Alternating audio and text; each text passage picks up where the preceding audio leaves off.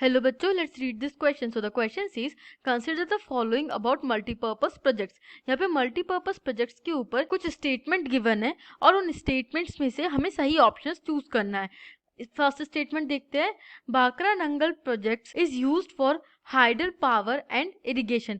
भाखरा नंगल जो प्रोजेक्ट है उसका मेन पर्पस हाइडल पावर और इरिगेशन है. Second, projects regulate natural flow of reverse.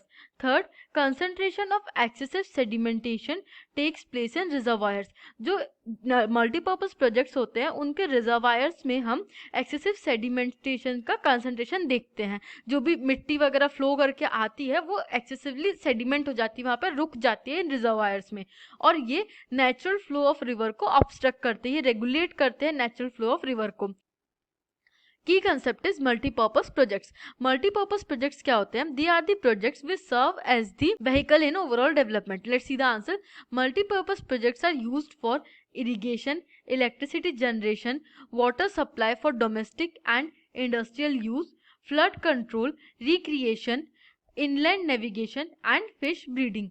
जो मल्टीपर्पज प्रोजेक्ट्स होते हैं उनकी वेरियस एक्टिविटीज होती है, जैसे इरिगेशन, इलेक्ट्रिसिटी प्रोडक्शन करना, इलेक्ट्रिसिटी जनरेट करना, वाटर सप्लाई करना डिफरेंट एरियाज में, फ्लड को कंट्रोल करना bye regulating the flow of reverse, recreation के लिए, इनलैंड नेविगेशन के लिए और फिश ब्रीडिंग के लिए उनका यूज होता है.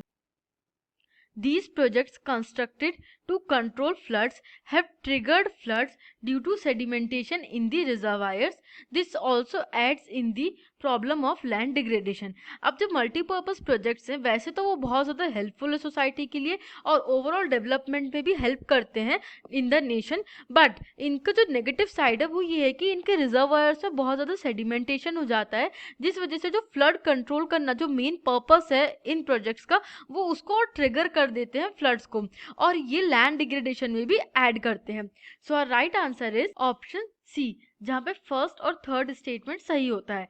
देखिए फर्स्ट स्टेटमेंट क्या गिवन है कि भाखरा नंगल प्रोजेक्ट जो है, भाखरा नंगल डैम, वो एक हाइडल प्रोजेक्ट है और इरिगेशन में हेल्प करता है. तो हाँ, हाइडल प्रोजेक्ट मतलब क्या कि वो इलेक्ट्रिसिटी प्रोडक्शन में हेल्प कर रहा है और इरिगेशन में हेल्प कर रहा है. This is the right statement. अब projects regulate the natural flow of river. तो नहीं, ये जो प्रोजेक्ट्स है इनका main function natural flow of river को रेगुलेट नहीं करना है. जब भी फ्लड जैसी सिचुएशन आती है या कोई ऐसी नेचुरल कैलामिटी वाली सिचुएशन आती है तब ये फ्लो को रेगुलेट करते हैं, अदरवाइज ये रेगुलेट नहीं करते हैं.